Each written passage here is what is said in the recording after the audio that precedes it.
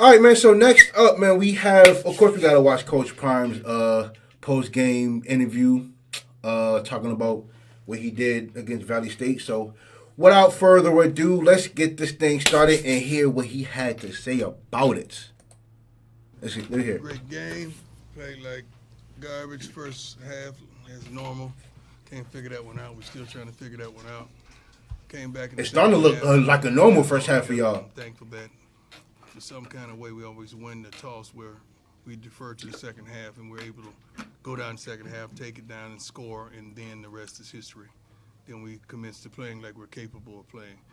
Great job by Mississippi Valley and Coach Dancy. He fought his butt off, had his team, they played tough, they didn't quit, they didn't give up not one bit, and hats off to them. I will say that though, like, I ain't gonna cap.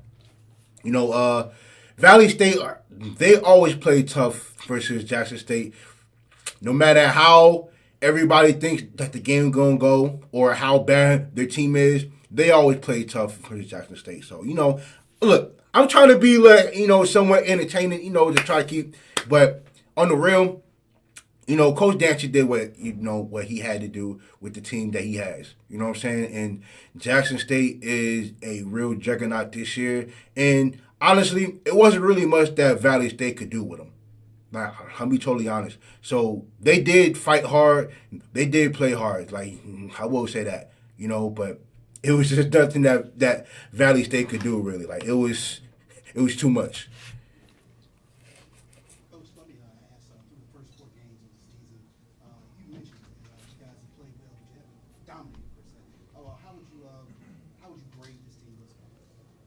Thus far, let's just take one now. Today was probably like a C plus, if I'm a teacher. C plus. We did some positive things. We did some really good things, but first half we got to figure that out. We really got to figure that out. And it's not just me. The young men, they're not satisfied with how we're coming out in the first half as well. You called timeout for about 7 minutes in the first quarter. Defense, what was your message? We got to get it together. We're gap control. A couple guys just trying to do their own thing and not just being disciplined and not being smart. And it's gap control. They're out of the gap. The thing about football, the Bible says all things work together for the good of those that love the Lord. Football the same way. All things work together. So when one guy misses a gap or misses a block, it affects everyone. And that's what was happening. And I wanted to just end that right there. I wanted to timeout, defense. Let's take a deep breath. Let's breathe. Take the people out who's making mistakes and put some guys in that won't, and let's go. And that's really the luxury of Jackson State that probably nobody else in the SWAC has, is that the second and third guys can play just as well as the guys in front of them. And that's why I know with Jackson State, I know a lot of the guys on the roster now, they have to be on their P's and Q's, especially in practice, because they have a lot of guys who are probably starters everywhere else. You know what I'm saying? So it's so when they get in the games, just like with Savion Wilkerson, when he fumbled in the red, on goal line, we didn't see him since. And especially after the games that he had, his last two games where he was real dominant, we ain't seen him since the fumble in the second quarter, or in the first quarter. So that really tells you how deep Jackson State really is that they're willing to bench their starters from for the mistakes y'all making, because they want to limit those amount of mistakes that they do make. So this team is deep, man. This team is really deep. He's right there. What's working for you well right now? Kind of walk me through just, the type of relationship you have with your new OC and what's working for you right now. Really just getting the ball in my hands, taking the completions, taking the easy throws, and that just builds up and builds up and builds up over time. Then you get career high games. That's also a testament to him working with Tom Brady, because of course, look, when you working with Tom Brady, his game is gonna rub off on you. So, so whatever he learned from Tom Brady, it's definitely applying to what Jackson State is doing because he's taking all the easy throws. Like he don't mind throwing the 3 yard curls and the 2 yard drags. He don't mind throwing those, and you've seen that he's doing a lot more of that. But it's really expanding the offense because it's a lot of plays where the guys are going to be open over top because they're going to be worrying about the underneath throws. So Shedeur Sanders is really just doing a good job of taking what the defense gives him and then just playing it like that, really. Oh, Dallas, like I said last week, he's an all-around player. He knows exactly what I'm thinking all the time, and we see out the same pair of eyes. So that's how he's able to be successful almost a lot of plays that we're out there together. We have good chemistry. Jackson State was a good fit for me. Like when I was doing my research on him, like I heard Coach Barloni coming in, and he was like coming from Nevada air raid. So my last season, I wanted to be somewhere where they throw the ball a lot, and then it was a fit for me. And it's just the atmosphere and then the players and stuff when I came on my visit. So that's why I made the decision to come. Dallas is a darn pro. He's a pro. Yeah. I know what it looks like. I've been there. I did it for 14 years on the field. I did it for 14 to 15 years broadcasting and journalism with CBS as well as NFL Network. I know what it looks like. This kid is a pro. I mean, he's an NFL player. Never complains, runs routes, could work the inside, he could play in the slot, he could play outside. You get off him, he gonna route you up. If you bump him, he gonna give you some in the line, runs after catch, ain't scared to block.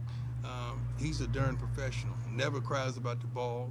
Once he got here, he took he was a silent leader. Then he grew into his leadership role with the receivers. The kid is a pro.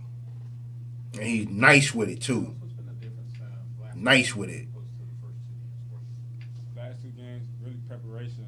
So first 2 games, we preparated, but we gotta watch more film, and just stay on our opponent. We can't never doubt nobody who we play against, and just prepare right and just keep going.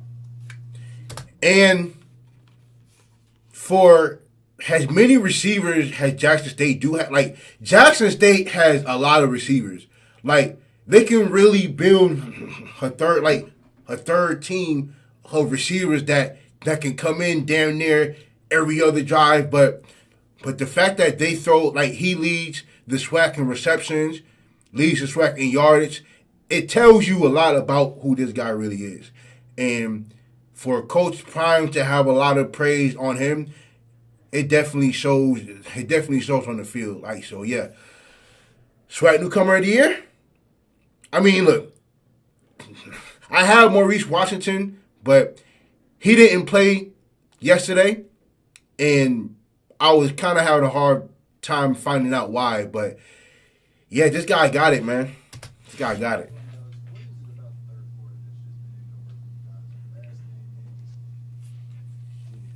Well, I only can answer like what we did this game. Like last game, that was behind us, but it's really just getting settled in the game, understand what the team's doing, whatever. On film, whenever we go into each week, they do something different than they did on film before. So really understanding what they're doing, why they're doing, and go out there making adjustments, and that's what you see. Really just letting the game come to us and just play the game. Like first half, we come out a little antsy, but like going into halftime, we know we gotta make some corrections and come out on top. So we just gotta plan. We gotta bring that into the first half, and like we do in the second half. And I think a lot of times too, right, is that what Jackson State has been doing the last 3 games is kind of almost like boxing. Like the first 2 or 3 rounds, they're like fill-out rounds damn near. You know what I'm saying? Like, because what you watch on film, a lot of times is going to be different than what you see in person. So what Jackson State's been doing the last 2 or 3 games is that they've been filling out their opponents in the first half. in which a lot of times you probably notice the slow starts, and Coach Prime complaining about, why they start off so slow in the first half and then they take off in the second half. Because for me, honestly, a lot of the players that's out there, it's really just a fill out rounds, damn near. And you see why they take off in the second round, because it's like they saw their weakness in the first half, and then in the second half they exploit it. You know what I'm saying? So that's just what it is. Like for me, really, like it's just but Jackson State is just a second half team, and you see what happens in the second half. Is it the rushing attack that opens up the passing game, or vice versa? It's great to have balance, and we're a tremendously balanced team. We got a plethora of running backs that can get the job done. As you saw today, and Sound T came back. He's not forgotten whatsoever. His number was up today. He came back and he went for 118 yards on 6 carries, which is phenomenal. So we have a running game now that balances it out, and we got linemen that's capable of pass blocking as well as run blocking. Oh yeah. Coach, can you talk about maybe the hiring of Coach Bertolone as far as what the air raid and why you decided to switch? Well, we were very dominant defensively last year. And I called Coach Thurman in the offseason. I wanted to know, could they contend with 12 to 15 more snaps? You got to understand, when you bring in someone with an air raid, now you got to really make sure the defense can sustain 15 more snaps. Great teams that I see Mississippi State, I've seen Texas Tech in the past, same Leach offense, as well as Oklahoma done some tremendous things. But when that defense is on the field, as long as they are, they tend to suffer. So we knew we had a very dominant defense. We just needed to have an offense that can score at will and get pieces of the puzzle like this guy. And we knew he was going to grow and develop even more, especially with the line that we built for him. And it's been a tremendous bonus. Coach Brett has done his job and then some. I like that. What? Yes, sir.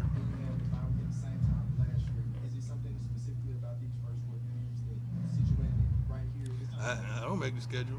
I wish I did.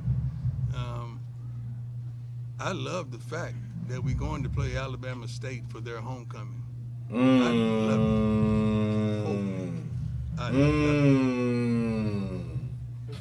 it. Hey, I know what he mean when he say he love it. Oh man, yeah. He gonna have his players ready, because a lot of times when you schedule somebody for their homecoming, you want it to be an easy win.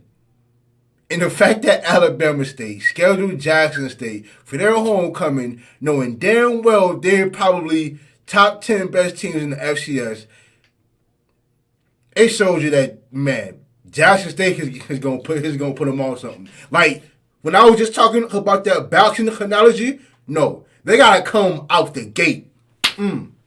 Out the haymakers out the gate. Like, how dare y'all schedule us for y'all homecoming knowing damn well y'all can't mess with us? That's the mind state that Coach Prime gonna have, man. That's the route that he should take, man. Travis is going to get fully healed. We got to make sure he's not playing and suffering through pain while he's trying to play. We want you to see the full offensive and defensive Travis, because he has it all. Shiloh has to get back healthy. Who else? Who else we got? True, a big nose tackle. Yeah, we really think indoor. We really think after this bye week, you may see 4 players that you hadn't seen in quite some time. I don't know if Travis is on that time schedule or not, but I cannot wait till you get to see us in its totality. And that's scary. That's scary. The fact that Travis Hunter hasn't really played but he played one half. Shedeur Sanders hasn't played yet. Katron Evans hasn't played yet. We haven't even seen the full strength of Jackson State defense yet. That's how scary that is. Oh man, this dog. The fact that this is about to be ugly. For if this team is 100%, halfway through the year, yeah, it's gonna get dark. It's gonna get dark. It's gonna get real dark in the SWAC. Thank you very much. Real dark. Oh, that was it? Yeah.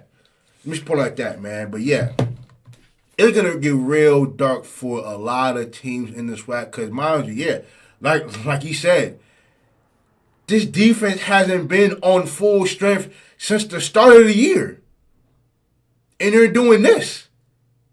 You know what I'm saying? So it's definitely gonna be something to see. I honestly can't wait till when Travis Hunter comes back. We're gonna see him to play both offense and defense. Shallow coming in with the big hits. Katron Evans stuffing the hole. They said somebody else. I don't know who, but yeah, this team is really scary. The fact that that they're not even at full strength tells you a lot about this team. That they are really, really stacked, and that the powerhouse of the HBCU is here. They are here, and they ain't slowing down no time soon. So whoever is going to be playing in the SWAC championship game, it's got to go through Jackson. They got to go through the city of Jackson. And let me tell y'all this. I may already book my flight to Jackson when the SWAC championship game is played, because it's going to come through there. So I already can't wait. I might already have my flight booked for the SWAC championship game, because it's going to be in Mississippi. You know, but shout out to Jackson, man. Rest up, you know what I'm saying, because they had their bye week. They're going into the bye week undefeated, you know, so we're going to see how they play against Alabama State, man. But, man,